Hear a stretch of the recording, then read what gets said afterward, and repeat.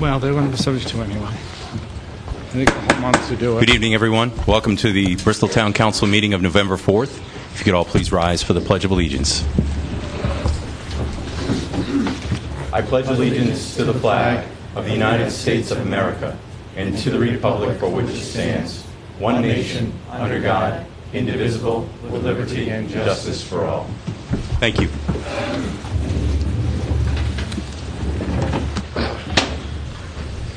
Mr. Clerk. Okay. Mr. Chairman and members of the Town Council, we have... It was on. Not close enough? Okay. The first item on this evening's agenda is the consent agenda. I would move that the consent agenda be accepted as written. Second. There's a motion and a second. All in favor? Aye. Any opposed? Thank you. Next item, Mr. Chairman, members of the Town Council, we have submission of minutes of previous meetings, items A, 1, 2, and 3. Make a motion that we approve the previous minutes. Seconded? Motion and a second. All in favor? Aye. Any opposed? Thank you. The next item, Mr. Chairman, members of the Town Council, is your public hearing section, and do a sort of a bit of a technicality. I would suggest that you hear item B2, which is the public hearing on the intoxicating beverage license renewals for 2015-2016, because the license that you are being asked to transfer in item B1, okay, would essentially not exist if you did not renew it. Okay, so it's just sort of a one of timing. So you need a motion to bring B2 forward? I would suggest you can just move it that way. Done. So we'll start with B2, which is a public hearing. So we're going to open up the public hearing, which is for intoxicating beverage license renewals for 2015-2016. So this opens the public hearing. And we're looking for and against for all of the applications to renew. So is anyone to speak in favor of renewals, of any renewals? Anyone to speak in favor of those renewals? Anyone to speak in favor? Anyone to speak against? Make a motion to close the... I'm going to do that 2 more times if you don't. Okay. Anyone to speak against? Anyone to speak against? Mr. Chairman, just for the council's edification, this was presented just a few moments ago by the fire chief. There are some, the chief is recommending that the license should be renewed, but there are some conditions associated with this. Perhaps the council would like to just take a look at that before closing its public hearing. Chief, since we haven't had a moment to review this, could you kind of give us a quick overview? First of all, I apologize for having it in late, but what it is that in each of the instances you see on the 4 pages attached are minor discrepancies found at each location. We will be going to visit them again. They already have a letter stating what they need to correct, and prior to them coming in and picking up their license, we're going to make sure that those are corrected. And as I said, none of them are really a life safety issue regarding a major violation, but we want to just keep them all tight. Okay. That's good. So with that, if we take your recommendations, Mike, how do we attach this so it could be part of the motion, part of the agenda, and add it as a supplemental item? Sure. Once you close the meeting, a motion would be in order to approve all the license application renewals as presented, subject to compliance with all laws and statutes, including the concerns that have been brought before the council from the fire chief. So first, I need a motion to close the public hearing. So moved to close the hearing. Second. So we have a motion and a second. All in favor? Aye. Any opposed? Thank you. So the next, we need a motion. I would move that we approve all of these licenses, subject to all the ordinances and rules of the town, with particular recognition of those objections brought forth by the fire chief. I'll second for discussion. We have a second discussion? Lou, as we always state, approval of all the applicants, except the ones that are not on file until they submit their petition, then they further get granted that license. This would be, this is based upon the full list, okay? Even though that we have not received some from some people, it's still considering what we advertise in the newspaper, which is all of the licensees. Okay. That's what's presented, and the reason why you do that, and sometimes, as you know, it can be a bit of a problem, you're not going to meet until after the license period has expired, so there's no opportunity to do this again. Okay. Is there any other discussion? All in favor? Aye. Any opposed? Thank you. So now the next item would be the petition of Asia Davidson, Gooding Grill LLC, doing business as Gooding Grill, 200 Gooding Avenue, request for council consideration for transfer of Class BV intoxicating beverage license to Hector Angel and others for Casa Margaritas Bristol Incorporated, doing business as Casa Margaritas Mexican Restaurant, same premises. This is for new ownership and new name on existing premises. You have several items that are provided. There is a couple of objections by creditors, and you also have the recommendations of the town administrator, chief of police, and the fire chief to approve, and with some conditions. This is an advertised public hearing. So we're going to open up the public hearing. Anyone here to speak in favor? Anyone here to speak in favor? Anyone to speak in favor? Anyone to speak against? Anyone to speak against? Anyone to speak against? Can I have a motion to close the public hearing? So moved. Second? There's a motion and a second. Any other discussion? All in favor? Aye. Any opposed? Thank you. What's the pleasure of the council? Mr. Chairman, I make a motion to grant the transfer of Class B intoxicated beverage license to Casa Margarita, known at 200 Gooding Avenue, contingent that B1A and B1E that was submitted be addressed and paid upon full upon this transfer, and that all town, state laws and ordinances, along with all the department regulations and approvals, be attached with that, and also the fire chief's seating arrangement, that they comply with that by his recommendation. Second. Motion and a second. Is there any other discussion? The only thing, I mean, I'm fine with that. The only question that I have is the petitioner here? No. No, they're not Yeah, here. they call, I got a Okay. call today saying he could not be here. I did let them know that, and you've already done this in your motion, that pursuant to RI General Law 3519, that this can only be transferred upon the condition that all debts to creditors are paid, as well as funds that are due, tax that are due around Division of Taxation. So we will have to receive releases from those creditors, along with a certificate of good standing from the Rhode Island Division of Taxation, and as you stated in the motion, subject to compliance with all rules, regs, ordinances, et cetera, and the fire chief's requirements. So could I ask you, maybe you know the answer, attached to the packet, they have a menu from Plaza Azteca in Seekonk.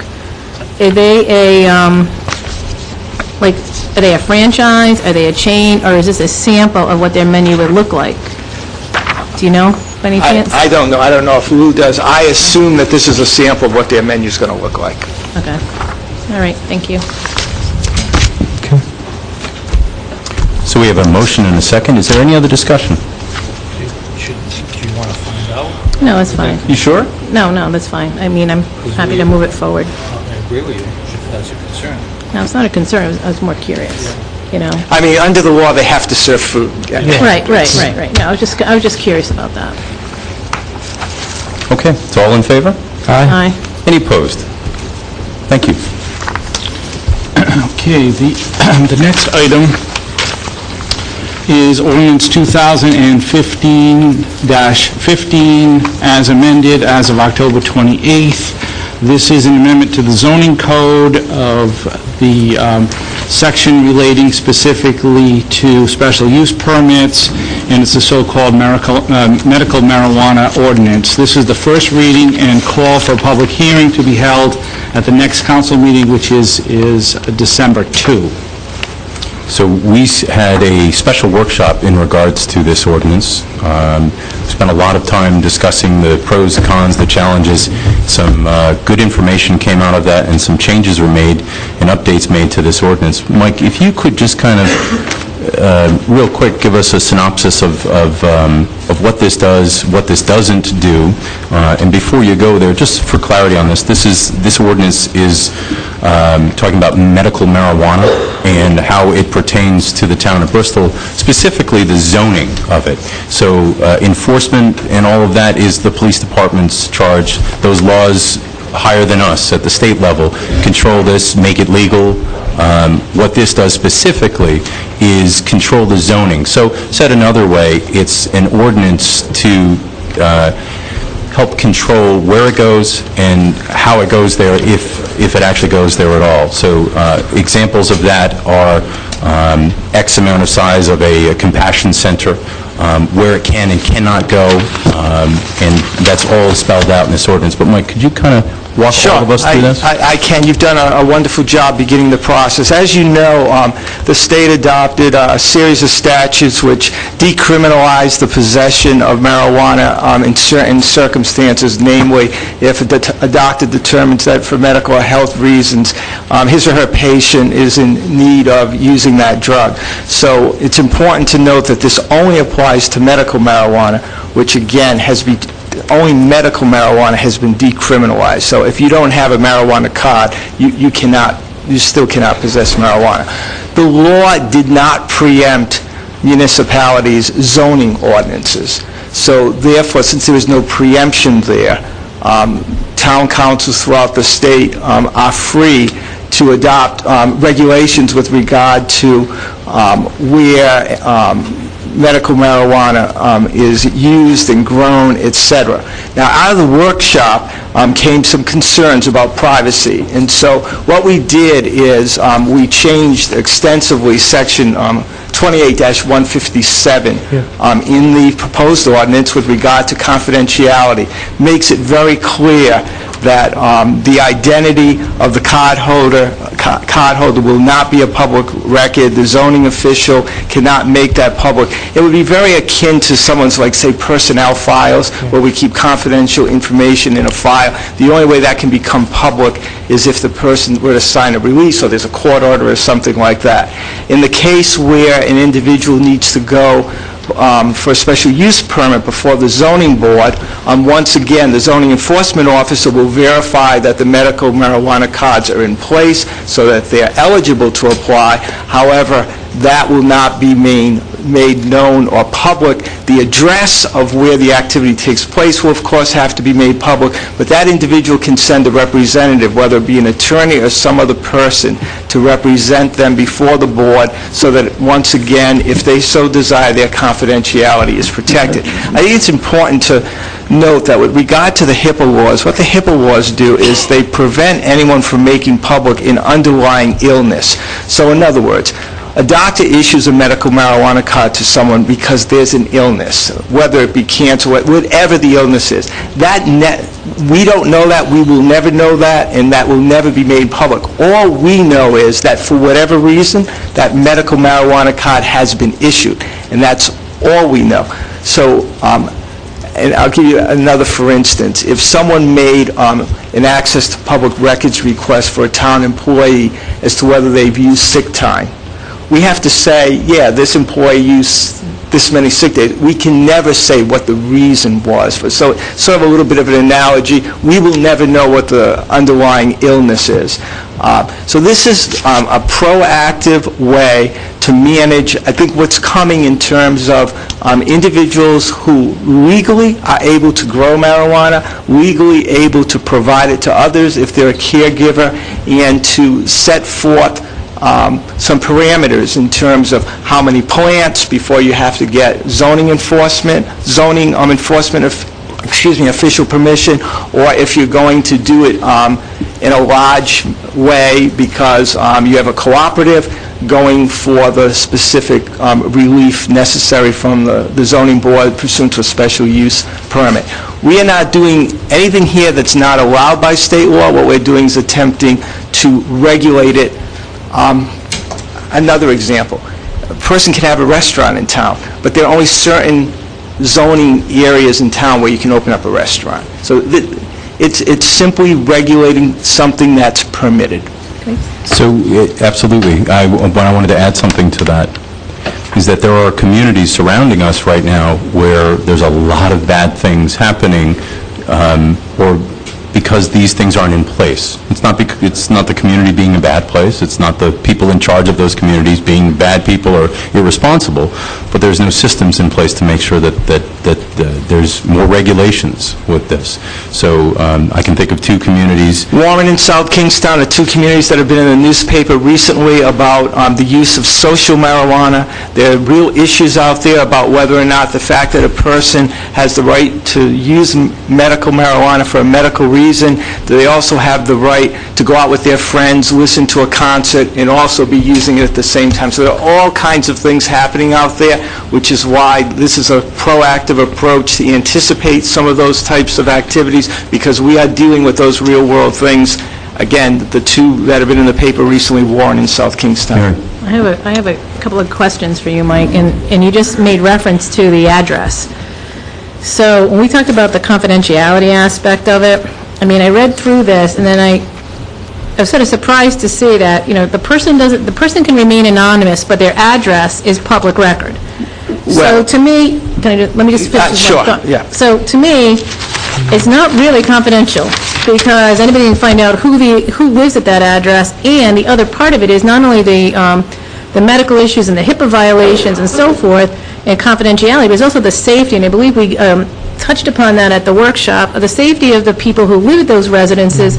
Now you know that at such and such a street, marijuana is being grown. To me, that is absolutely ridiculous to ask for the address for these people. If we're not going to ask for their name, then we shouldn't be asking for the address either, because you're outing them either way, and you're putting them in a dangerous situation because that's on public record. So let's... Okay, so just a couple of responses. First of all, if it's personal marijuana cultivation, no address, nothing.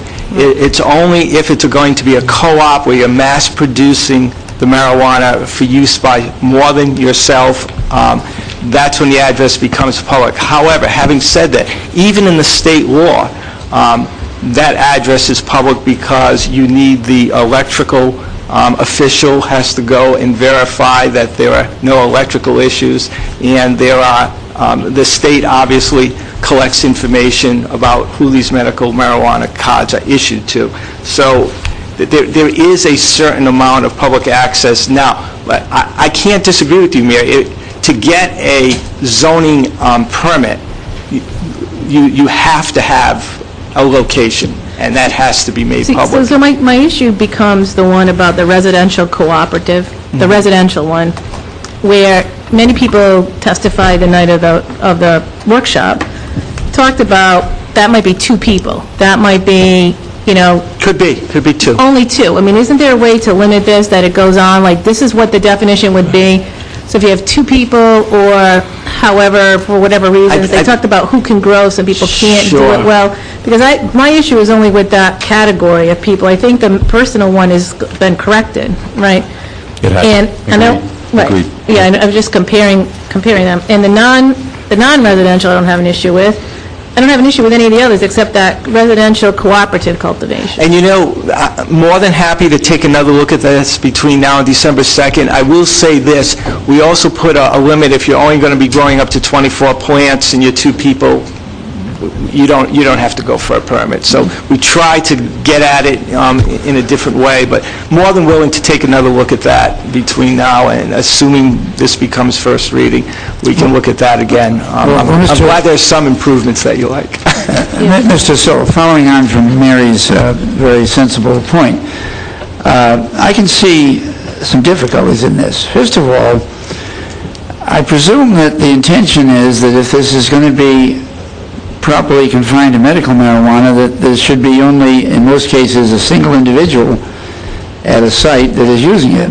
I mean, maybe a spouse has another reason for it, but it would be rather coincidental if two people suddenly acquired the need for this for medical reasons at the same instant. Yeah, but since the law provides for it, that's why we're trying to anticipate. But I think the practical difficulty, which maybe isn't an easy thing to legislate, is that suppose they pose the issue and they go to the zoning board and they get permission and they grow some plants. How do we know what they're doing in their own house? Suppose there's a house full of children. Supposing there's some friendly neighbors and all. How do we know that medical marijuana isn't going to become recreational marijuana?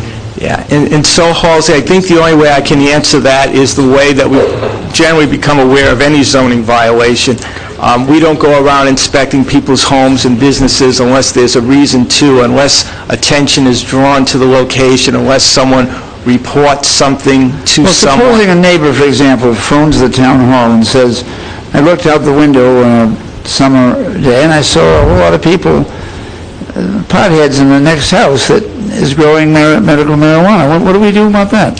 Well, I assume that type of a phone call would go to the police, and then the police department would look into it.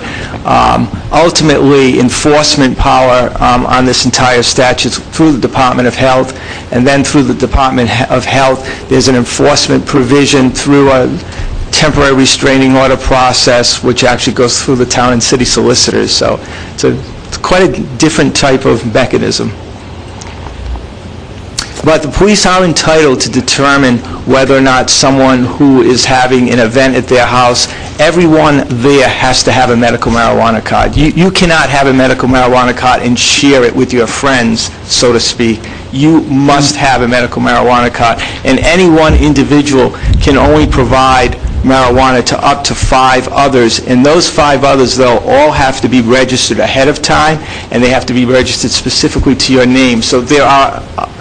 The state laws attempt to put a lot of controls in, but if if the scenario were to unfold the way you describe it, there would be a police investigation, or someone would have to go check it out. Well, I'd like to say this as a suggestion. I first of all would like to say that I appreciate the hard work that's going into this and our hearing and all, and the fact that you were willing to put changes in our suggestion. But having said that, I see a lot of difficulty about this. Supposing we proceed as we are, and this gets passed on December 2nd, without some kind of a common statement of the intentions here, there may well be a big misunderstanding. I can picture a headline in the Phoenix. Bristol Council authorizes marijuana. I could see a headline in the Providence Journal that marijuana in Bristol, that the town of Bristol, that's a leader in so many things in the state of Rhode Island, now wants to become a leader in marijuana perpetuation. I'm not saying that this ordinance is written authorizes more than the state law does, but I'm saying that this, as written, could well be misunderstood by our public and the outside public unless we can come up with something additional, which ought to be a statement of objective here. This is an objective to conform with state law to permit medical marijuana, but it is not by any means an intention to have a propagation of marijuana all over the town, which becomes recreational marijuana. And in the legalese of the ordinance as proposed, you don't really have a way to say that, but I think that we, as a council, should make it clear what our intention is, and the fact that we're not promoting marijuana in a general way, but we're trying to instead control the evolution. And by the way, as a background on this, there was a vote today in the state of Ohio where there was a lot of concern about the advent of more and more marijuana in the United States. It was turned down 2-1 by the voters of Ohio. Yeah, I'm very familiar with that. Good for them. 67% voted against it. We had some visitors here today from Japan, and I asked them what they do, and they said, absolutely, we allow nothing. We don't allow medical marijuana, we don't allow any marijuana, and we're trying to keep the use of it to zero. So I'm concerned for the United States, I'm concerned for Rhode Island, and I'm mostly concerned for Bristol, that this is the beginning of an unfortunate path. And I think besides our approving in a month this control, that we ought to make a statement about what our intentions are and what our objectives are. I think it's a great idea, and I can easily work into the ordinance several whereas clauses, because in many ordinances we do that, which spells out what the town's intent here, that we're not condoning, et cetera, it's to control, because I don't want the town of Bristol to be in the position that Warren and South Kingstown find themselves in as we sit here tonight with operations going on and the council having no tools at their disposal to deal with them, so.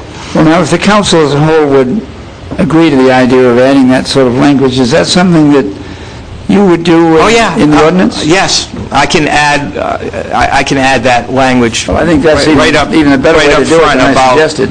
Exactly what the council's intent is with regard to this ordinance. We can certainly do that. Well, I make that suggestion, Mr. Chairman. Well, two things. First, I think you just made a great statement in stating exactly what this council stands for. Second is that this ordinance adds regulation. It's not the other way around. So, but I think restating that in a way that says that this is not a welcome mat. This is to say that you have legal rights in the state of Rhode Island to do what you can do. This just takes the next step in saying where it is appropriate and where we feel it's not as appropriate. So, but I have absolutely no objection to including that, as Mike called it, a whereas here and there. So, what else? I just wanted to say, from the workshop, I learned that a lot of people that need medical marijuana use it for pain, to relieve pain, and I'm very compassionate to that. And I wanted to say I was happy to see that I know there was talk about the number of plants to be allowed, and I'm glad to see that hasn't changed, only because I think it's important. We're not doctors. We understand people need what they need, and we want to make sure we get them. But I do approve of this ordinance only because that I think it's appropriate to zone it in certain areas, but at the same rate comply with the state law. So with that said, Mr. Chairman, I'd like to make a motion that we approve the first reading of the medical marijuana ordinance 20-15 as amended. Second for discussion. Discussion? Opportunities for public comment? Not yet. Thank you. But absolutely. Sure. There will be a public hearing. There actually, go ahead. I just had one other... I'm sorry. No, I gave her... Oh, I'm so sorry. I'm sorry. Go ahead, Mary, please. Ed yielded to Mary. Well, I just wanted to go back to this question again on the residential cooperative. I'm trying to recall, and I believe, I'm trying to look at my notes, and sometimes I think I make pretty clear ones, but sometimes I can't read my own writing. But I think one of the questions that came up is not so much maybe as a husband and a wife, or a spouse, or, domestic partners, whatever you want to say, as much as one person using it for themselves and then growing it for someone else. Mm-hmm. And because what we learned at the workshop was that the compassion centers are really expensive and most people don't use them. And not everyone can grow the marijuana successfully in their homes. They're either too ill, they don't have the green thumb, whatever the case may be, And so someone else who might be more successful at it would then be able to grow it. So that's where that's what I'm thinking about. If somebody's growing for themselves and one other person, or themselves and two other people, that's the group that I'm worried about. Now, if they're going to go into 5, 6, 7, 8 people or more, that's when I think it becomes like this non-residential co-op. Do you know what I mean? But it's like these two people aspect of it that I'm most curious about. Sure. And so what we did is we came up with a dividing line on the residential co-op. It's up to 24 mature plants. Yeah. And the non-residential co-op would be, more than that. I mean, and we go up to 48. But no, I understand, but the thing is, on the residential, it's still like limited. You still have to come in for a special use permit. That's my point. If you're only growing for two people, why do you have to come in and then let people know that you're either using this, you have a medical condition, or that there's marijuana in your home? And a question on that, if I may, Mary. Does the state law address the issue of 24 or 48 plants specifically or not? It speaks to the 12 plants. We are trying to come up with a balance, Halsey, on where to draw that line, and I think a lot of that came from your workshop, and because we had it originally, we had the cutoff at 12, and then there was the workshop, and we moved it up to 24. No, but my question is that in fact, or is it at least in perception, going beyond the permissiveness of the state law? No, it doesn't go on the permissives of the state law. What it goes to is, when do we get involved with controlling it? When do we have a right as a town to actually control the growth of the plants? And we made that cutoff 24 marijuana plants. Well, see, what troubles me is that I think I see that as being more permissive than the state law necessarily. Well, but the state law does allow that. Anyhow, the issue here is, at what point does the town get involved with regulating it? That's really what it comes down to. So I think it should be after that. Okay. That's my only point. That's my only point. Thank you for that. Summarize that. I That's my only understand that, point. and we'll look at this. So if you're sitting out there thinking, what a strange thing to talk, why is 14 plants okay and 15 is not? The workshop, we spent a lot of time on this. This is a very interesting subject. I feel like the state kind of let us down with this law because they put it in place and they made it legal, and whether you like that or you don't like it, the regulations that they gave us to work within were so small. I mean, some of the enforcing bodies, and I don't speak of the police department, I'm talking about making sure that electrical is safe and making sure it's appropriate. There's no guidelines. There's no guidance to that. So this is really frustrating to us. This is, Halsey actually made a great comment earlier, is that Bristol's leading edge on something. We'll be the first community to have one of these. So we are the leading edge on this. This is a step to regulate, but not inappropriately, in my opinion. In fact, from the workshop, Mary's mentioned a couple times about where that cutoff should be on how many plants. I say that, it sounds strange coming out of my mouth. Is how many plants can you have in your home? It's legal. So we don't want to, we can't regulate every single thing, and I don't think we should. But there's got to be a point. There's got to be a cutoff someplace. And obviously, we're going to have a public hearing on this. We have a motion and a second that we're going to vote on here in a moment to have a first reading. Our second reading will have public hearing, which we will then open it up to the public, and you are more than welcome to share your thoughts, whether for or against this. But this is the first step that we can make towards regulating it, and not over-regulating it. I think that's the magic. But as in keeping with what we do here in Bristol is that we're reasonable. So if we do this and 6 months down the road we find it's not appropriate, we'll revisit it and make it correct, because we're not going to stand on our laurels if it's wrong. So is there any other comment before we move forward? I just make one suggestion, Mr. Chairman. If we're going to have that public hearing on December 2nd, I don't think we should in advance commit to approval of the second reading that same occasion, because it may be that out of that will come some need for further refinement.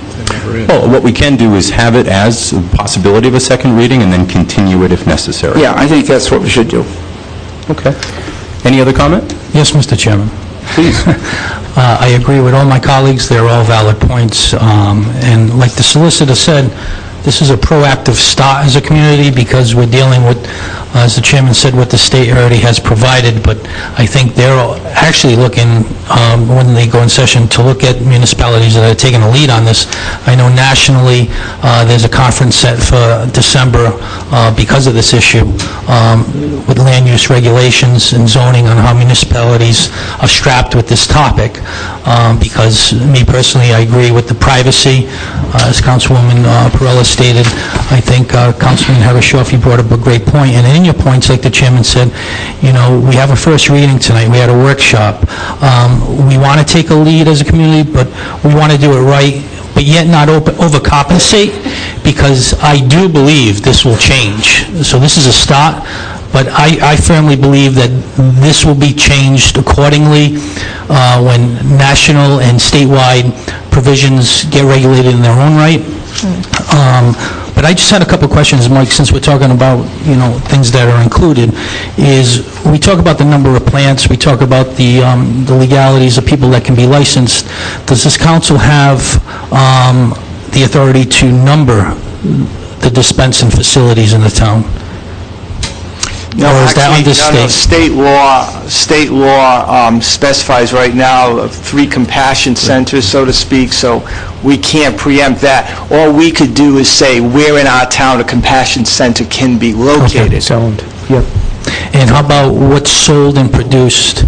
Can we add that? Because we don't want people to start selling stuff that's affiliated or out of what we're trying to accomplish here. So I'm not sure exactly what you're asking me when you say, I mean, obviously... If that should be the case, and, you know, they go for their... Compassion center. The compassion center is what they can sell, other than just the medical marijuana. That's all regulated. We can't get into that. All we can do is deal with the zoning aspect. I understand your question now, whether it's brownies or candy bars or... Okay. The paraphernalia that goes along with Paraphernalia. it. Well, Yeah. paraphernalia is legal right now regardless. We cannot stop the sale of paraphernalia. I think this ordinance also brings out the safety as well, because from the workshop, we learned that some people are growing plants in buildings where it's not particularly safe. The electricity it's not a safe environment for them. And by putting it in a certain zone, like Compassion Center, it tends to be in more an industrial area. It's going to have the proper building to keep the people that need to get the medical marijuana in a safe environment. So I think it's a nice step forward as far as zoning for safety as well. So that's So we have a my motion. 2 cents. Sorry, I didn't mean to interrupt. We have a motion and a second. Is there any other discussion from this council? Are you going to have some public discussion? Actually, Lou actually pointed out to me, this is the first reading. We do a public hearing on our next meeting. So December 2nd would be, we'll have it open to the public, and anyone can, including you, Mike, certainly, to share your thoughts on this. So, yes. So we have a motion and a second. All in favor? Aye. I will abstain for waiting for the development of this. So we have... I'm going to vote for it, but I'm going to, as a first reading, but I really would ask you, Mike, and the other council members to think about the residential cooperative aspects, especially as it's defined with the limited number of plants that you have here. Certainly. We'll see if we can tinker it some more. That would be great. Yeah. So that was 4 and 1 abstention. 4 in favor. Okay, the next item is ordinance 2015-21. This is an amendment to Chapter 17, Article 2, alcoholic beverage establishments, the number of Class BV licenses. This would decrease the number of licenses from 28 to 27. It's the second reading for adoption. Mr. Chairman, I make a motion to approve the second reading for adoption to decrease the number of liquor licenses from 28 to 27. Second. We have a motion and a second. Is there any other discussion? All in favor? Aye. Any opposed? Thank you. Next item is ordinance 2015-22. This was discussed to some degree at your last meeting. This would be to create a larger than existing no parking zone on Goulart Avenue. This is the first reading. Make a motion, this constitutes the first reading. Second. We have a motion and a second. All in favor? Aye. Any opposed? Thank you. The next item is the request of Hector Angel requesting council consideration for a vitrilling license. This is item D2. Motion to grant the victim license. Second. Mayor's got it. We have a motion and a second. Is there any other discussion? All in favor? Aye. Any opposed? The next item is item D3. This is the petition of John Pacheco doing business as 3J's Vapes, 1282 Hope Street. Request council consideration for a holiday sales license. You have the recommendation of the town administrator and chief of police to approve. Mr. Chairman, based on the recommendations of Town Administrator and Chief of Police, I urge my colleagues to approve the holiday sales license. Second? We have a motion and a second. Any discussion? All in favor? Aye. Any opposed? Thank you. The next item is the petition of Melissa Brady, president of the Our Lady of Mount Carmel School PTG, request council consideration for a Class C bingo license for November 6th. Mr. Chairman, I would move that we approve the license. Second? We have a motion and a second. All in favor? Aye. Any opposed? Thank you. And finally, under the licensing section, you have the request of Daniel Creedon doing business as Star Lunch, 553 Hope Street, request council consideration for a vitrilling license. Do we have approvals? Upon all the recommendations through the department heads and all state laws and ordinances, make a motion to grant the victim license for 553 Hope Street. Is there a second? Second. There's a motion and a second. Any discussion? Chief, and the hours are all right? Yes. Okay. All in favor? Aye. Any opposed? Thank you. Item E2, this is the Sunday sales license renewals for 2015, 2016. This is for the package stores only. Motion to approve the list that was presented? Second. There's a motion and a second. All in favor? Aye. Any opposed? Thank you. The next item is the vitrilling license renewals for 2015, 2016. You have recommendation provided by the town administrator and chief of police to approve. Based on the recommendation of Town Administrator and Chief of Police, I make a motion to approve. Second? We have a motion and a second. Any discussion? All in favor? Aye. Any opposed? The next item is item E4, and this is for the additional hours license renewals for 2015, 2016. You have the recommendation of the town administrator and chief of police to approve. So moved that we approve the additional hours. Second? Motion and a second. All in favor? Aye. Any opposed? Thank you. Got to keep up with us tonight, huh? Next Wow. item. Rocking through, rocking and rolling. Item 5 and 5A, the amusement device license renewals for 2015, 2016. You have the recommendation of the town administrator and chief of police to approve. Mr. Chairman, based on the recommendation of Town Administrator and Chief of Police, I make a motion to approve the amusement device license renewals for 2016, 2016. Second? Motion and a second. All in favor? Aye. Any opposed? And finally, the holiday sales license renewals for 2015, 2016 with a similar recommendation. That's item E6. Move that we approve the holiday sales licenses for the coming year. Second? Motion and a second. All in favor? Aye. Any opposed? Thank you. Now everybody can sell and eat and do everything in Bristol. Buy in Bristol, eat in Bristol. amuse themselves. Everything, yeah, everybody's set. If they have the submission like I always... Right.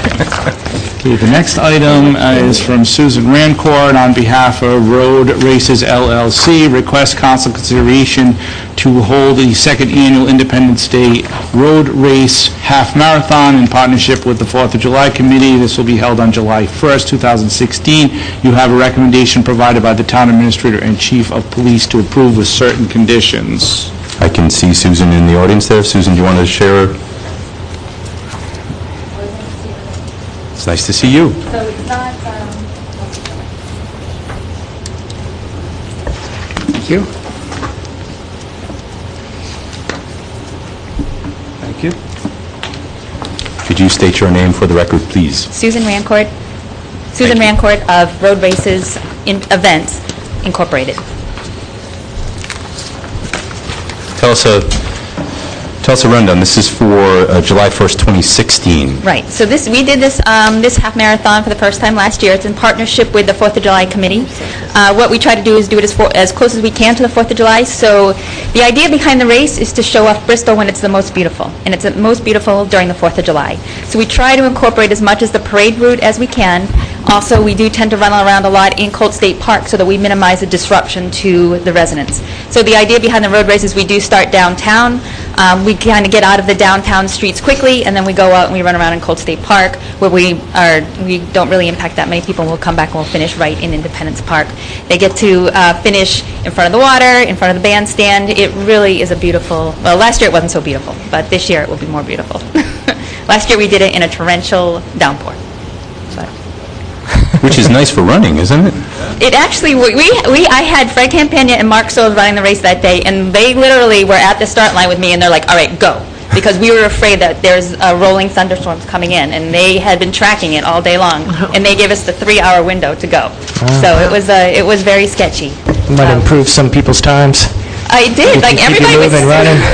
everybody was very supportive. I mean, I was out like in front of Lobster Pot putting mile markers out and getting swept away. But everybody had a really great race. They were very supportive. They loved it. The pictures were still amazing. So we had a very good response to it. Well, I think it's very nice that you've got part of it going through downtown. The only part I find confusing on this map is over in the Colt Park portion of it, you show a sort of a loop. Is that a loop or is that a second pass? So there's a lot of road races that run through Colt State Park, and they tend to run the same course in Colt State Park. But I run in Colt State Park all the time, and I'm on the trails. So when I created this route, I wanted to show more of the trails than just that same loop around the barn. But the thing I don't understand is when you go to this Those are the trails. part of the trail that's on the west side, it looks like you got two different ways around. Is that some kind of a loop you're going to do? It is, yep.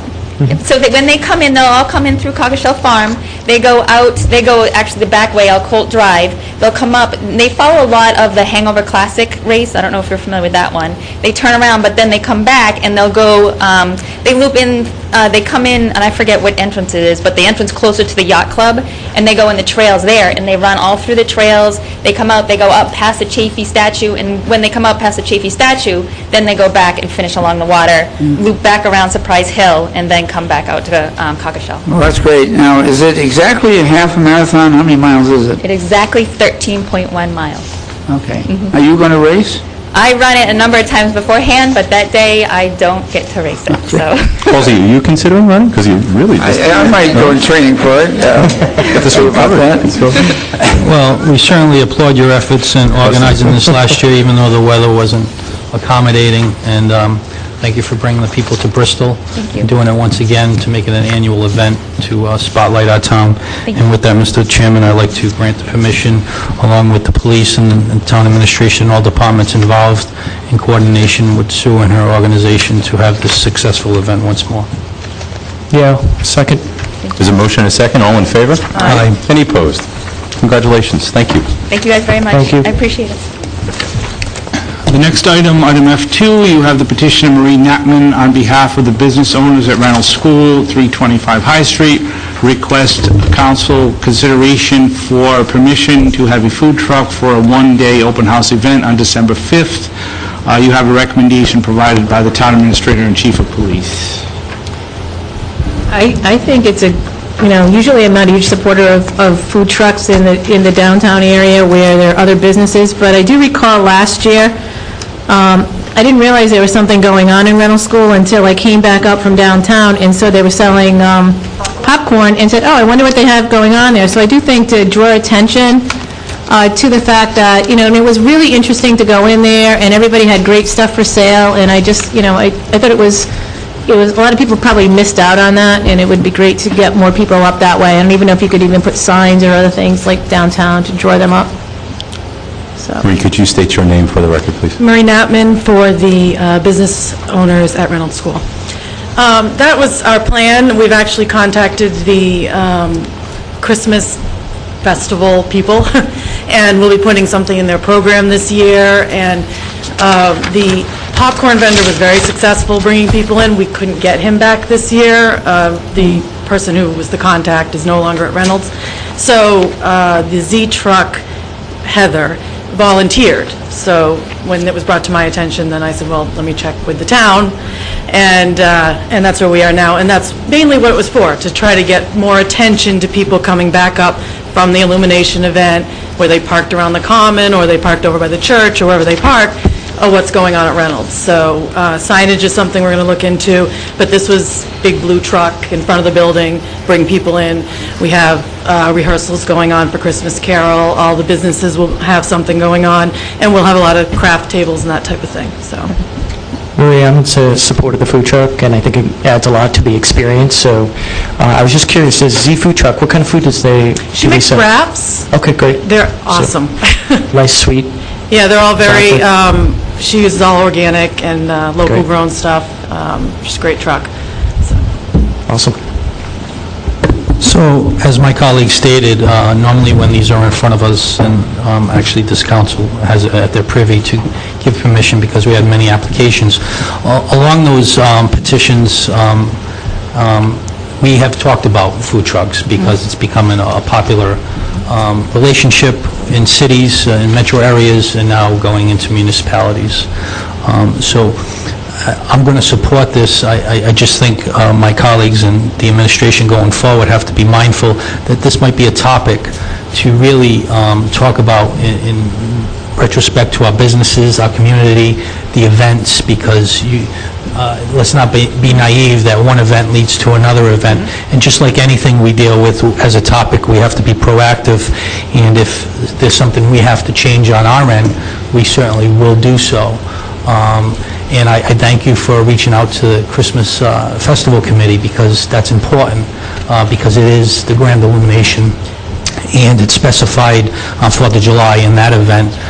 There's a little more delicacy with peddlers and hawkers license. Right. So, Mr. Chairman, I'd like to make a motion to grant the food truck at the open house on December 5th, 2015. and with that, I'm sorry. Mary will second. Hey, you can second, doesn't matter. We can write down anyone. So there's a motion and a second. I'm actually in favor of this also, but I have full faith and confidence in you and the organizations there, but I'm apprehensive for all the things that have already been said. So Right. I want to make sure, this is not an opening door. This is a, maybe we can see if we can do more with this or not. But again, it's not, that's no reflection on you or the people that you're representing tonight. But we do have an ordinance. Yes, we do. About this anyway, so. Yes, we do. Right. We do. So we have a motion and a second. All in favor? Aye. Any opposed? Thank you. Thank you.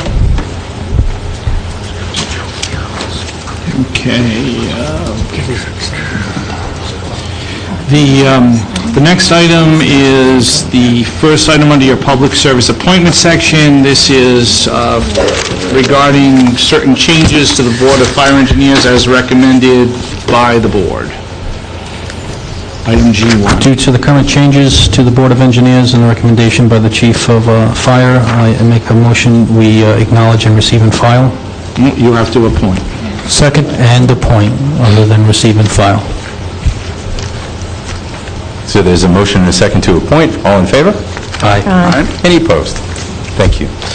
Okay, the next item is from the Christmas Festival Committee, providing the recommended membership list for the committee for 2015-2016. So this is the one. Go ahead. Ed beat you. Sorry. Go for it, Ed. No, this is the one that I just wanted to acknowledge, the name submitted by the Christmas Festival Committee, and make a motion to receive and file. Okay. Second. Motion to receive and file. All in favor? Aye. Any opposed? Thank you. Okay, the first item under old business, this is item H1, continued from October 21st. This is the periodic update on the Tanyard Brook project. Councilman, how are you, sir? I am well. You're wearing your other hat tonight. Wearing my other hat tonight. Just when you thought you had a night off. For the record, Kevin Aguirre with the Beta Group. And a counselor. And Mr. President and members of the council, or Mr. Chairman, members of the council, thank you for having me. Tonight, I was asked to come in and give you, an update as to where we stand on the design of Tainted Brook. We are currently beginning the 75% design phase. We've recently completed the temporary easement plans, and our next step, we're going to be scheduling a public workshop, which is scheduled for November 17th, where we're going to invite the residents to come in and see a more detailed look at how the impacts are going to be to each of the properties along the corridor. At that point, we're going to start to schedule meetings with each of the individual property owners, because it's important for us to get a handle on the easement process moving forward. So we're going to take care of this during the 75% design phase. It's approximately 4 to 6 months. That'll take us into about March of next year. 75%, just for clarity, means you're 75% of the way there to 100%, right? Yes, 75% of the way there with the design process. Okay. In all honesty, the design of the alignment is pretty set at the moment, but we still have to work through utility coordination, things like that. Okay. So what we envision is we'll get through the 75% design phase in about March of 2016, submit for permits to DEM. That could take another 2 months, plus or minus. So what we'd like to do, or what we're anticipating, is that probably about May, June of 2016, we'll be able to begin final design, which is just the preparation of the construction documents. And that, again, will probably be about another 3 to 4 months to finalize the job and get ready for bidding. Will you have another resident workshop during that period, or have it after the June? Well, there'll probably be another workshop as we get closer to the final design, just to, again, revisit it with some folks that, maybe are new to the area, if they buy a house or something like that within the project area. But most of the people are going to know what's going on over the next 4 months when we start meeting with them individually. This is an important phase of the project where we work out the details on each of the lots. But Kevin, it seems to me that schedule, which is probably developed on a rational basis, has a defect to it, because it sounds like you're going to go for bid in the beginning of the summer, and all the rigmarole will go on, and you're on award in the fall just before the next winter. Isn't there any way that we could do the bidding in the spring and do the work in the summer? We won't be ready to bid the job. I mean, if everything goes according, we'd be ready, the job would be complete about this time next year, in 2016. You mean the design? The design, 100% done. We're probably looking at October of 2016. So it means you can't do the job until the spring of 2017? We put it out to bid for 2017. Isn't there any way of accelerating it so that we can do the work in the summer or fall of 2016? Based on our experience with the first go-around, the easement process is really, a lot of it's going to hinge on the easement process and how quickly we can get through that. I mean, if we can tighten things up... You mean the easements with each of the homeowners? Yes, the easements with each of the homeowners. Have they ever expressed to you their willingness to go ahead or not? We've only met with a handful of the residents where we talked about changing the alignment. There was about 8 property owners that we met with, and they were all very receptive to the changes. But they also know that we're going to come back to them to discuss the specific restoration on each of their parcels. That's at least that step doesn't require reporting to DEM and everybody every day of the week. I mean, maybe that's a process you could speed up. Well, it depends if they agree that that you're giving them the amount of compensation that they want, right? So, I mean, it might go really quickly, or you may get stuck with 1 or 2 where you're far away on what the person anticipates and what the town is offering. Right. That's where the pavement meets the road right there. Those are the issues that'll have to get worked out with each individual property owner. And again, we experienced it a little bit with Phase 1. I think going into Phase 2, we're going to see a lot of the same situations. We know that there are some structures that are over the culvert now. There's some sheds out there. There's there's a lot of things in the backs of these yards. So We're gonna- Kevin, November 17th is the workshop that you have scheduled. Who should come to the workshop? What should they expect should be talked about at the workshop? Well, I'd encourage all the property owners to come, because what we're going to be showing them is basically what the final alignment looks like and how it will impact their property. But it's also going to give us a chance to meet them, again, reintroduce ourselves. Some of them I know very well.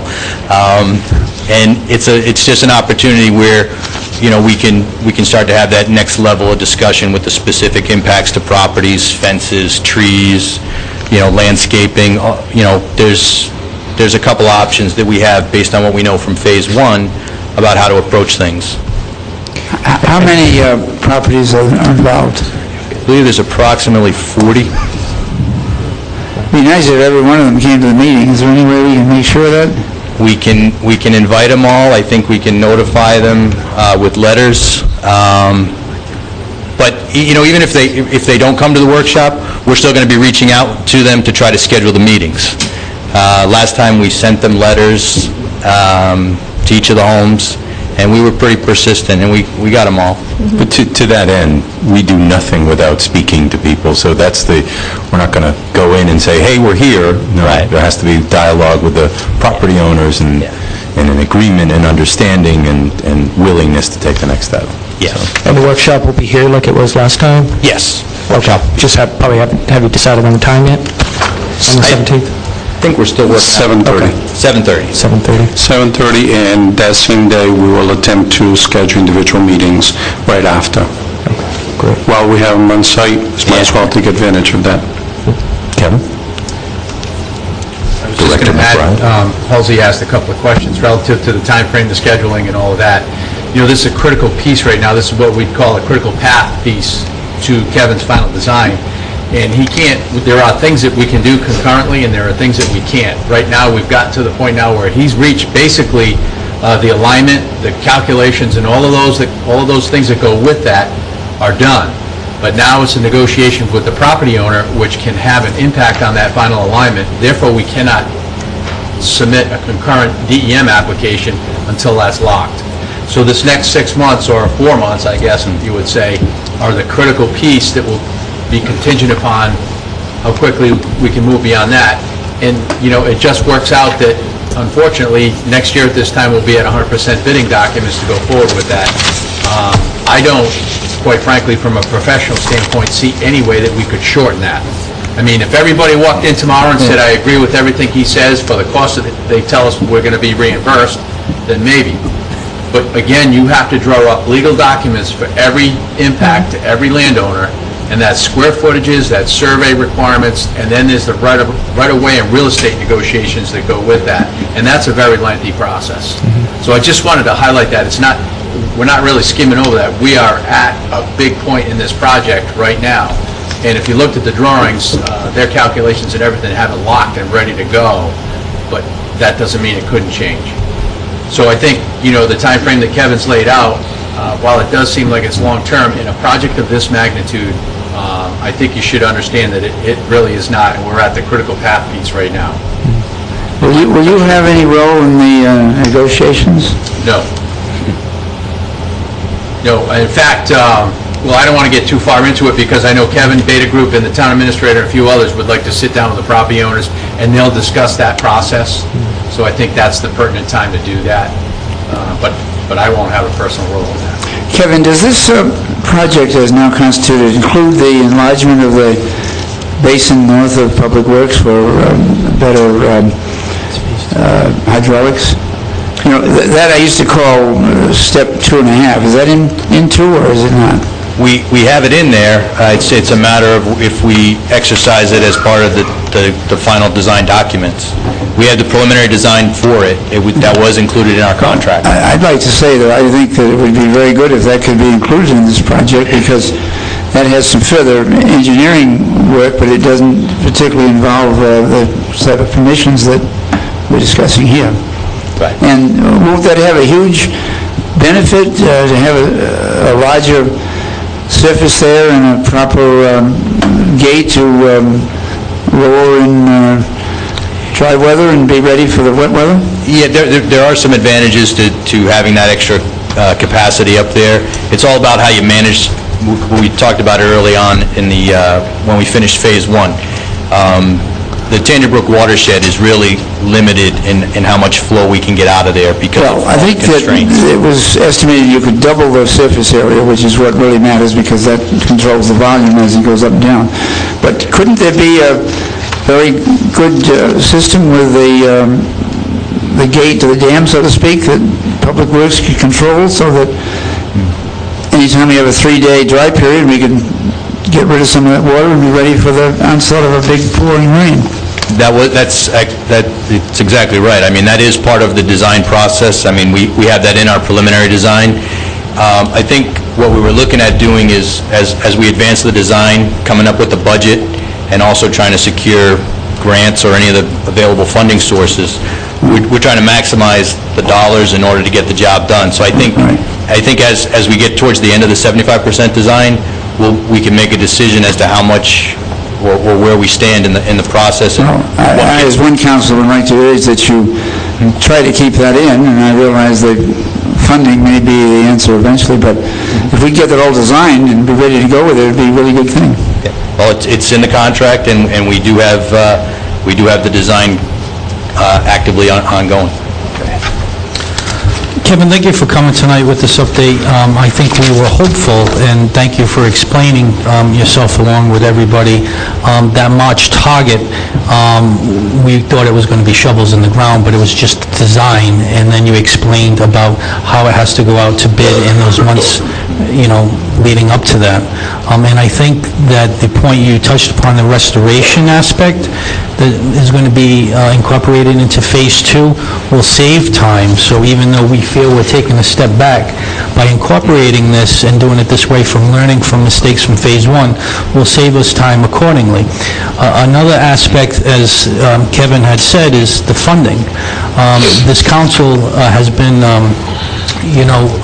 pressed with a lot of capital issues that just came up, and we had to address those during the past couple budgets. So along with a proactive capital plan by the administrator and this council, it seemed every budget, it got changed because of new projects that kind of needed to come to the surface sooner.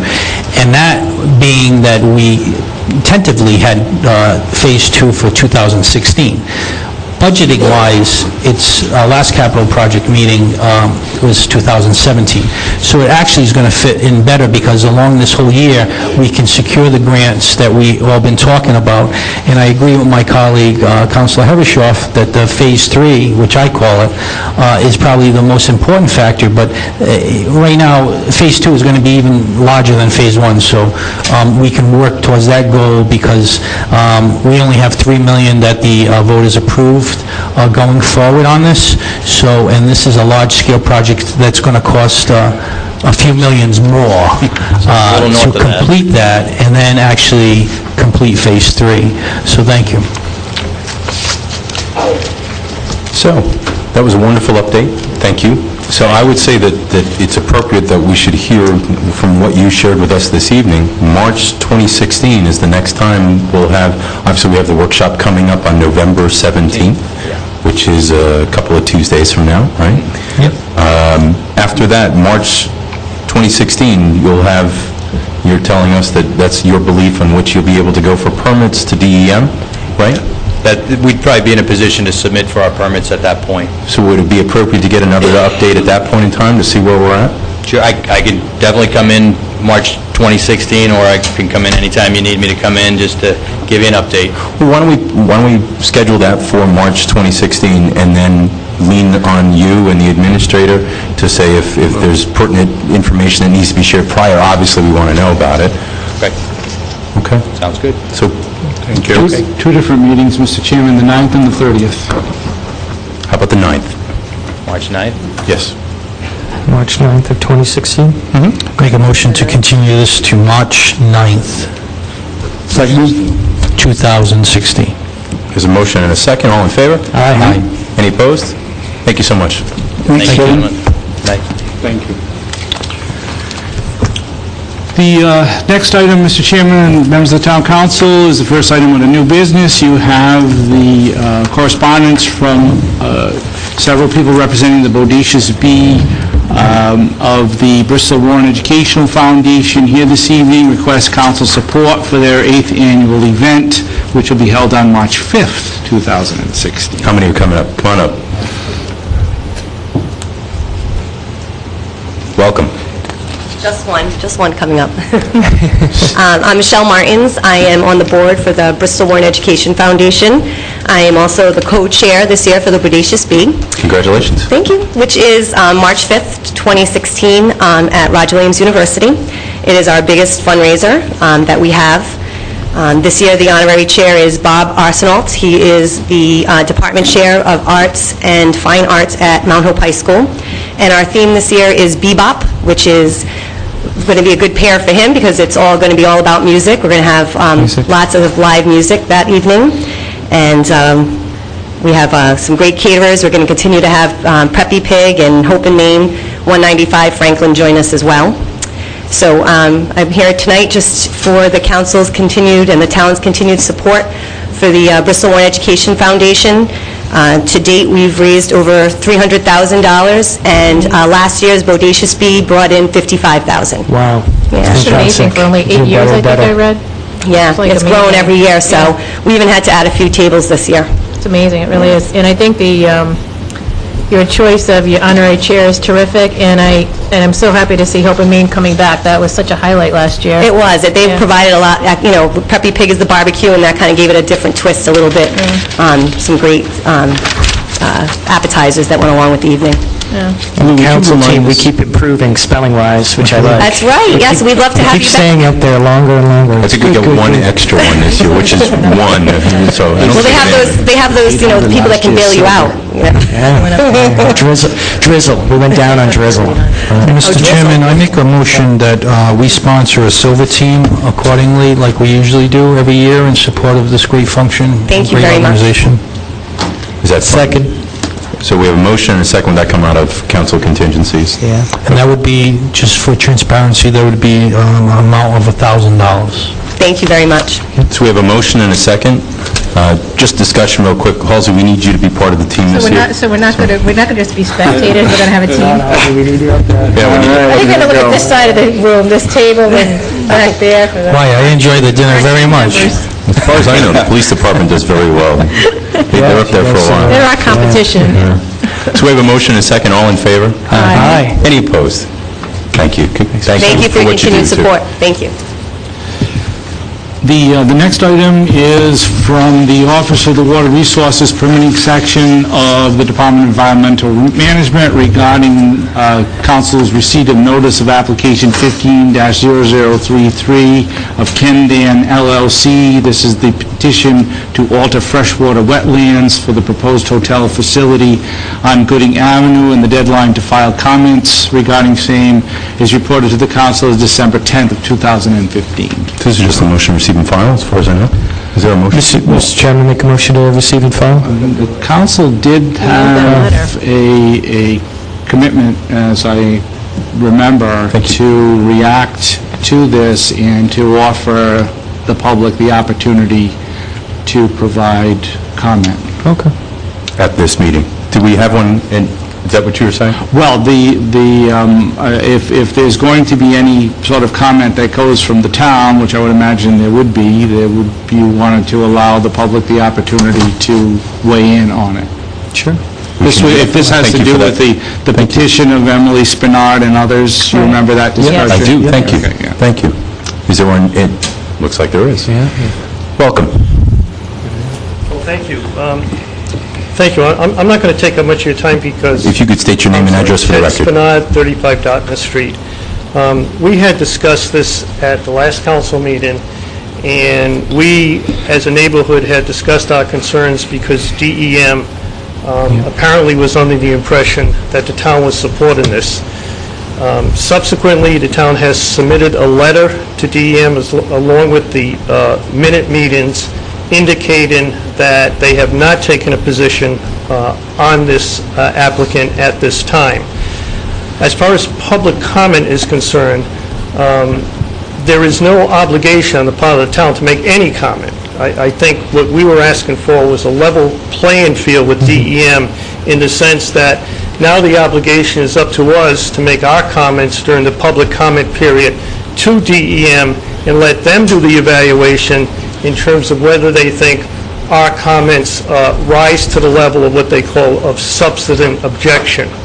So I guess what we're saying here tonight is if the council is not going to take any further action on this, then we do not need to go into any further discussion because the venue in terms of deciding whether this is going to, whether DEM is going to allow the wetlands to be altered is going to be with DEM. And so as I indicated, what we were concerned about was getting a level playing field. We believe we have that. And I guess what we're asking is that the council is not going to take any more action on this. Well, I may have tipped my hand by starting off by saying this is a receive and file, so I don't know what my colleagues are looking for here, but is there a motion? Well, I think that, in truth, you do have a level playing field by the fact that we sent that letter, and I agree with the chairman that I think we should let it take its course with those that are most interested and affected by it, which is your group. Well, I do want to, and I'm glad that your neighbors are going to be, and imagine you're going to send something along the lines of what you sent to us.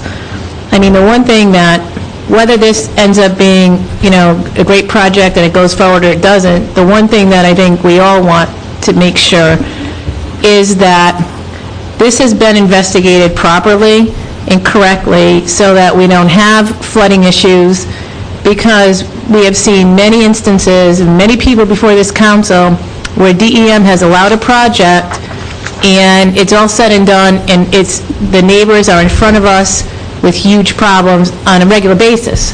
And, sometimes there's nothing we can do, or we then have to go back and spend a lot of money on drainage issues and try to fix something that may or may not should have been allowed in the first place. So I'm not saying it should or shouldn't be allowed. I don't know. I'm not an engineer.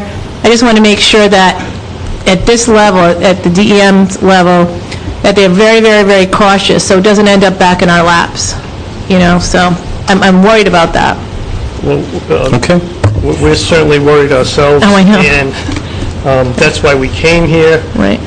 And as I indicated, that the proper venue to discuss this is before DEM, where they have their experts who can take a objective and neutral position in terms of what we're saying and in terms of what the applicant is saying. And we don't want to put you in a position to make those decisions. So if we're at a level playing field now, if that's the way it's going to stay, we'll take our case to DEM. And quite frankly, we're pretty confident that we're going to have a fair assessment with DEM. And so in conclusion, I'd like to thank the council for giving us the opportunity to present that, and also for the council to react on that to DEM. So now we have a level playing field, and they can do their evaluation strictly in terms of what the technical aspects of this problem, of this project is, and how that could affect the flooding, and how we see that it could affect the flooding, and let them, their experts, evaluate that. Agreed. Is there a motion? To that point, I just wanted to state the last meaning of the due process, as you mentioned, and to my colleague's point about here in town of our soil erosion runoff plan that I'm sure you're familiar with the zero runoff of any proposed project, that we take it very serious, as she stated, and also I think that's in tandem of the process going forward with the state and the DEM with their guidelines. It kind of falls in suit with them along those perimeters that, like you said, will be all heard and transparent in that sense. So I thank you. Well, again, thank you. I applaud the residents for the open dialogue, and thank you for coming here. Chairman, with that, I would like to make a motion to receive and file.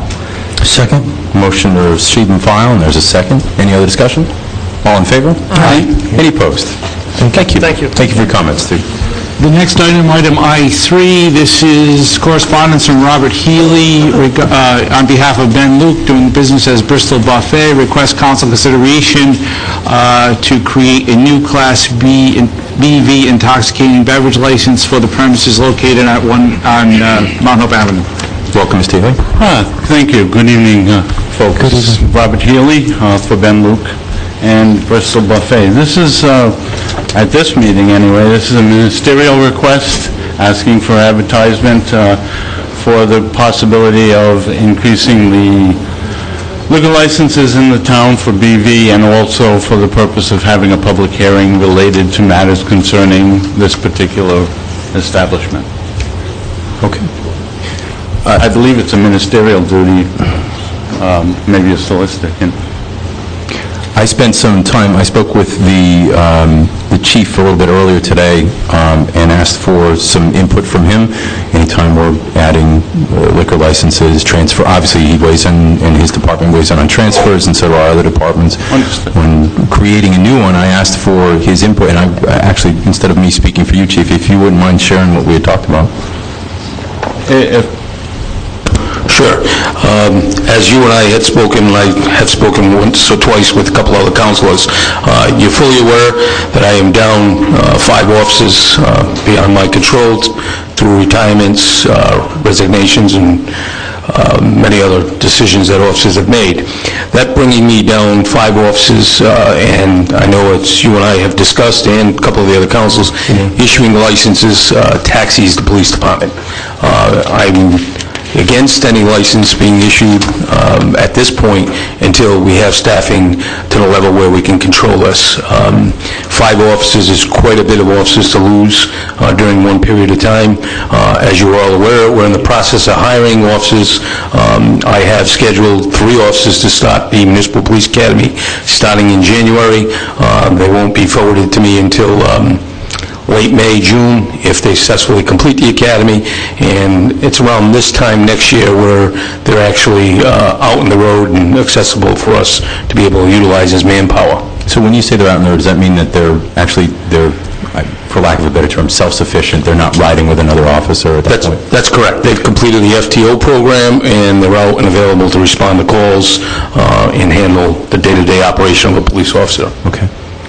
Well, I understand your point about the liquor licenses, and there are many of them that I'm not real happy with, but as far as I know, family restaurants and the restaurant establishments that we have in town are not the problem. I mean, I don't know how many calls that you have. I don't believe when we've asked you, the police department, this question in the past, there have been very many at restaurants, and I wouldn't expect, I don't know if there have been many calls to either Lukeson or Lawrence in Warren, but I wouldn't expect this to be like a bar or establishment like we have downtown. I mean, that is where, I mean, I know because I see it, you know, where so much of your resources are taken up on a weekly basis, on Thursday nights, Friday nights, in this downtown area, because of unruly people. I mean, I can sit in my living room and I can hear it. I can be in my bedroom and I can hear it, and I can be bringing my trash out at 1 a.m. and I can see it, and I can see your police officers around. So I'm concerned to, you know, not go forward on a restaurant establishment for that reason, with all due respect to you, Chief. Okay. And I also just feel that when Mr. Healy and this petitioner first came, I have to go back and read the minutes, but I feel like there was a commitment to address this issue in December. If I also may, I know the agenda item is very specific, and we're starting to talk about things that probably should come up in a public hearing context. I just don't want to get too far Do you have any into an open concerns, meeting Mike? violation. We should probably address that. Yeah, you're asking the council to create a new license which requires them to direct me to amend the ordinance and have first reading, second reading, et cetera. So this is probably good discussion in terms of assisting the council and telling me whether or not they want me to draft the Well, we ordinance. just played a game earlier when we took a license away. I mean, to me, we had the license there. We took it away. I thought it was so that we could be rid of that license, so it wouldn't be a transfer situation for this petitioner, so that we could reissue the license. Now, I've been here a long time. I've never seen a reputable restaurant come in here and not get a license created for them. So I know that there's people who don't want to see this happen because of other reasons, but I don't really think, what I'm feeling right now and thinking is, I don't even think it's fair. That's all I'm saying. I just don't feel that this is fair, and I don't see where the advocates who are here on a regular basis for downtown restaurants, I said this recently at a workshop or at something else, that, I mean,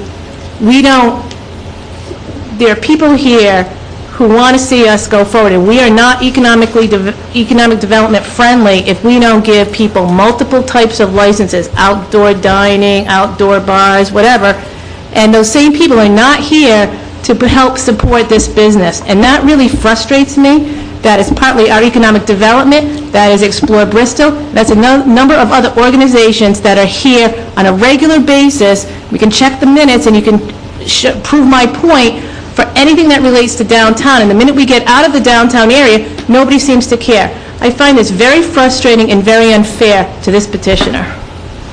Okay, if I could comment. Certainly. Mary, I do understand what you're saying. However, it was 1:52, I think, this afternoon. We're going to call for a rudely individual at the Bristol House of Pizza. I don't look at, that's correct. So it's a liquor license establishment that holds a license. It's just an officer or two or three that are responding. Don't disagree with you that downtown we have certain establishments which could, most of the time, taxi the police department and create a problem. I don't know enough about Mr.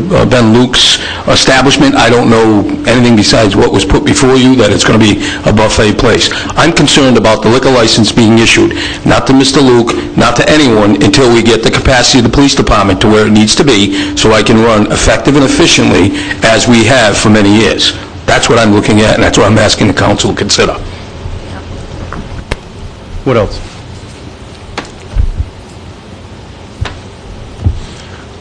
Just for the record, I think that it's a ministerial function to have a request to go to a hearing. I think that the case I'll put on record is Beacon and also the Cazal case, which gives a petitioner at least the right to be heard. And mandamus relief was granted for the board to hear it. You may be predisposed as to where you're going to go with things like this, but I think that this is just a request to have a public hearing where all these grievances and whatever can be heard. And I think that's the purpose of this request in this letter, to be put on your December 2nd agenda, rather than try to argue it out prior to a hearing where it's not on record or we don't have any issues really before us in terms of where the specific letter came in to this particular board. I think, and I don't like to participate, I mean, your solicitor advised you you're within your open meeting issue, but I think it really is a request, not anything beyond that. Right, and Bob, I'm not exactly familiar with the cases you're referencing, but do they deal with situations where there's actually a liquor license available and the applicant is simply requesting to be heard on their application for a license? I mean, in this case, you're asking that a new license be created from scratch. It's not a case where the license is there and... Right. And on those cases, there is, at least those cases are under the section in terms of transfer. But I would think that the legal principles would still apply because it's not a property right. We're not even arguing a property right. We're arguing really just to be heard. Understood. There's definitely not a property right here. And to Mary's point about this evening about a license being reduced, I mean, if that license that existed were to be transferred similar to the one you did earlier this evening, I assume it would be the same motion, transfer the license upon payment of all vendors' bills, taxes, etc. So the reason we're not dealing with that license is because my understanding is that license has a lot of baggage to it. That license has 120,000 bags or more. Exactly. So therefore, there wasn't a request to transfer that. So that license is going to die at the, because it's, at the end, on December 1. So now you're in a position in which, I think that the difference here, which is why I'm allowing the council to hear this, is they got to make a decision as to whether or not they're going to create a new license. That's a legislative act. I don't believe that is in the same status as, okay, there's a license out there, your client wants to apply, you've got to give them a hearing. I'm not sure that same logic applies, that's all. But the council can certainly... Well, Mike, we lean on you, obviously, for legal advice. Is there, I just heard you say we don't have to have a public hearing if we choose not to. Well, I don't think you have to direct me to draft an ordinance for first reading that would get to the point of a public hearing. Okay. I heard That's the my nuance opinion. there, at least I think I did, so. I'll go on the record, I'm not I'll go on the record in saying I'm not opposed to a new license, but I am very concerned with the safety issue about it, and with the chief of police from the department of what he's presented. We have to have that balance, if you understand, and I think it's very important to make sure that we have a safe town, and so that for that, I'm a little hesitant moving forward. So, Mike, what is our next step, if whatever step we want to take, if it's a yes or Well, a you no? have a request before you to create a new license. It's really either a yes or a no, or wait until the chief has his force up and come back and reconsider. So should somebody just make a motion, is that what it is? Someone should Then make a motion. I would make a motion that we increase the license by one to accommodate this particular restaurant, as we Right. have done in numerous other cases. Right, so the motion would be to direct the solicitor to draft amendment to create a new liquor license, BV liquor license. Is there a second? Is there a second? Motion dies. Is there a new motion on the floor? You don't need a new motion, I do guess you? we don't. No, We you don't. We don't need a new We motion? don't need a new motion. So what do we do with this particular agenda item, knowing where we are right now? The request is in effect denied. Okay. You can receive and file, or continue, or whatever. Okay. So is there a motion to receive and file? Yes, I'll motion to receive and file, and I'd like to make a remark about it before the vote. Okay, so we have a motion to receive and file. Is there a second? Second. Discussion? I think it's somewhat unfortunate, but we really, as a responsible council, need to respond to the situation with the police department. It's quite unusual for us to be down that much. So I think what I would like to convey to the petitioner is that you come back to us after the first of the year. In other words, if we, in effect, deny it tonight, doesn't mean we deny it forever. Right. But give us a little breathing room and come back in January. Yeah. My end, just so we're all clear, it's not a denial, it's just you're not hearing it, because a denial would have a one-year prohibition with it. Yeah, no, it isn't legally a denial. It's just no action, and friendly suggestion that you come back after an appropriate delay, and no promises then, but we can Understood. see how it stands. I think my colleagues put it very well, that Yeah. we all said we're not opposed to it, just from all the discussions that's happened already in the future. So we have a motion, we have a motion and a second to receive and file. All in favor? Aye. Any opposed? Okay, Thank you. Unanimous? Do we have to be, just a No, I'm procedural not, question? I'm against it. Do we have to Receive be, and Okay, file. I apologize, so that was... I read myself a the- note of some things. The motion and second was to receive and file. We had 4 in the affirmative and 1 against, correct? on a procedural matter, would it just be a regular application for a victualling license at this point in time?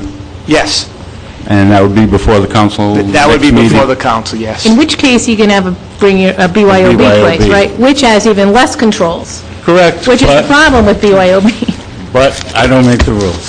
Thank you very much, Council. Thank you. Okay. Right? May I say something? Yes, very quickly, just because we've already My name is Ben made... Luke, the owner of the Bristol Buffet LLC. Just for the Welcome. record, for Luke Sane, for the past 30 years we've been in business, we have made one police phone call for assistance because a drunk person comes in and we refuse to serve liquor to them, and we have to call the police to escort them out. But that is our record for the past 30 years at Luke Sane and in Lawrence. Thank you. All right, thank you. Thank you. Mr. Clerk. Okay, the next item is from the Board of Canvassers office, just providing council information regarding the special election, which is coming up, and there's some additional correspondence provided by the treasurer. It's basically informational at this point.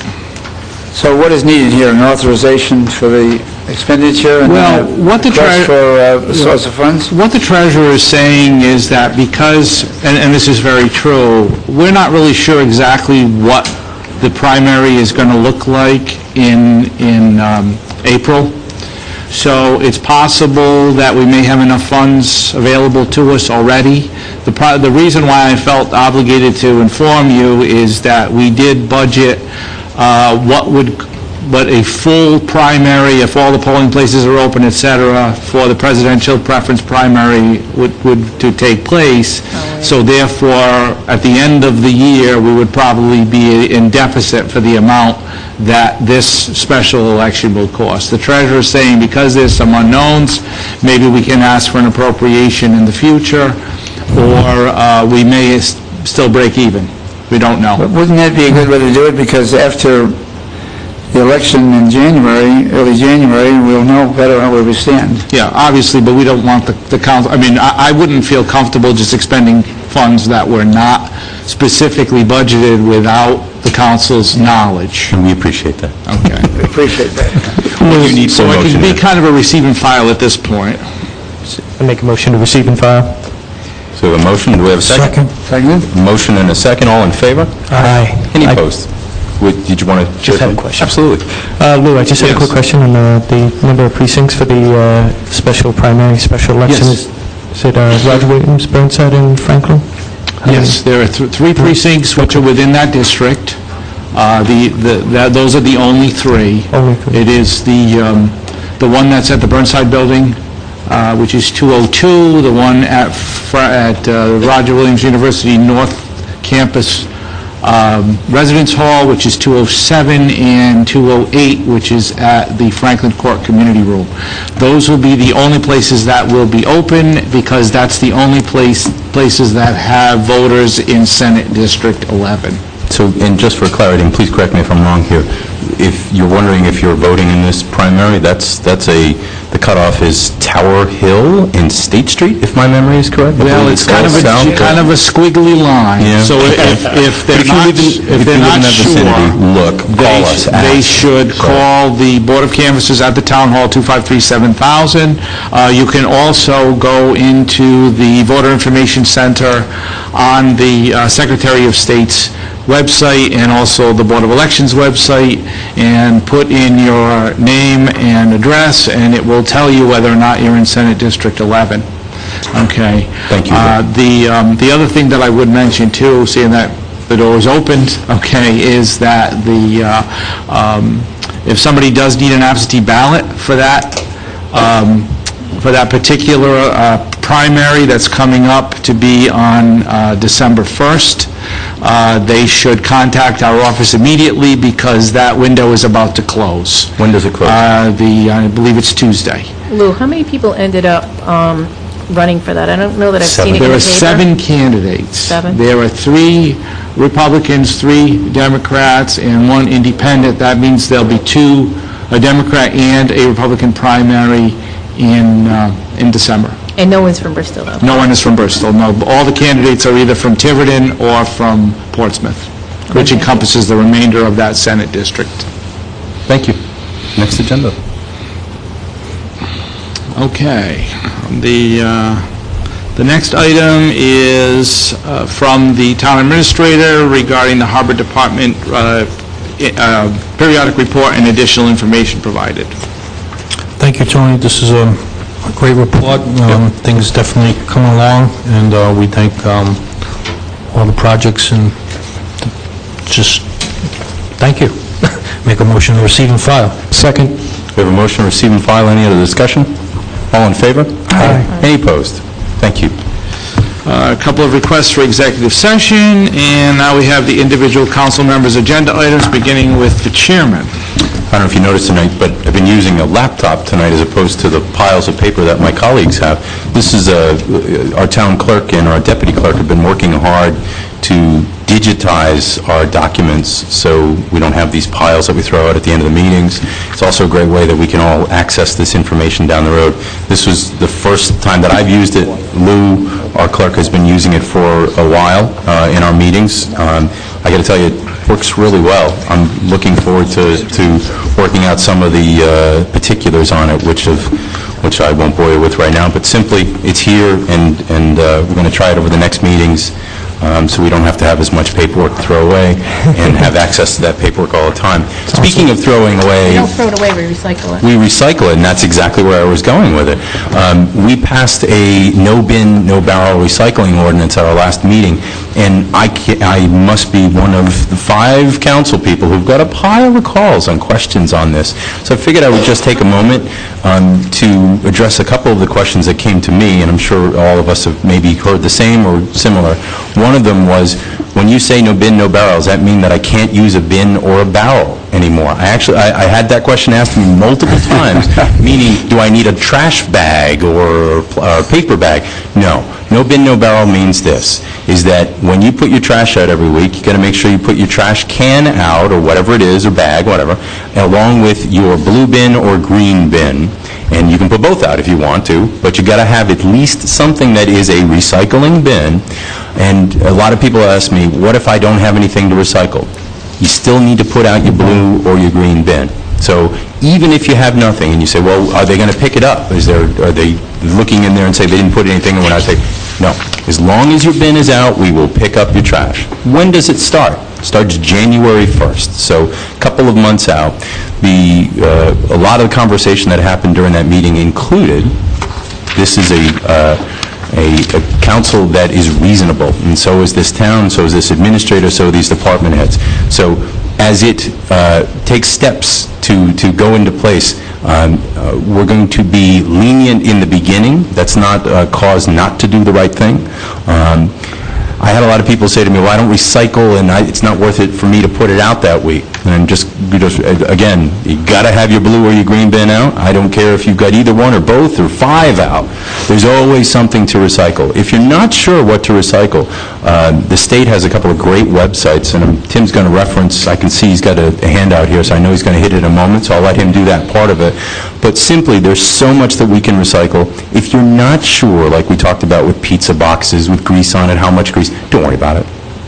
Water bottles like the one I'm drinking from right now, Tide bottles. I order a lot of stuff from Amazon. My wife kills me, but I do. I order a lot of stuff. So it comes in, and it comes in the cardboard box. I'm kidding. It comes in the cardboard box, and that's a recyclable. So there's a lot of things that you can recycle. The paperwork that Mary mentioned for this evening's meeting is recyclable. The Bristol Phoenix, once you're done reading it, or the Providence Journal, whatever paper you read is recyclable. So the point is, there's a lot of things that are. Why do you care? Why do you care to recycle? Maybe you're not a tree, we'll call it, tree hugger, right? You don't care about the earth, doesn't mean anything to you, fine. You care because it's going to save us money. And that said in other ways, it's going to keep taxes from going up inappropriately. As we talked about at the meeting, we said we're throwing away money when we throw away recycling. Why do you recycle? So you throw away less trash. When we throw away less trash, we pay less. And that's why we care.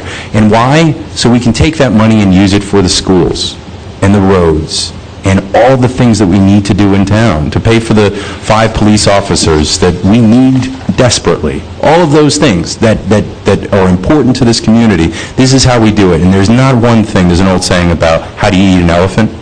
It's one bite at a time. And this is one bite of eating that. So each step that we take to save some money and do the right thing. I happen to care, and I think most people do, about the environment. So that's what I wanted to share. Thank you. Mr. Sweeney. Mr. Chairman, well said on that. And just to pick up on the recycling, I think, I've gotten some questions about, well, I don't have any recycling. Do I still put my bin out? Of course you do. But I wanted to let you know that I picked up some brochures at the Rhode Island Resource Recovery, and I'll have them here at the town hall for Tony. Tony, I think, has a bunch of them.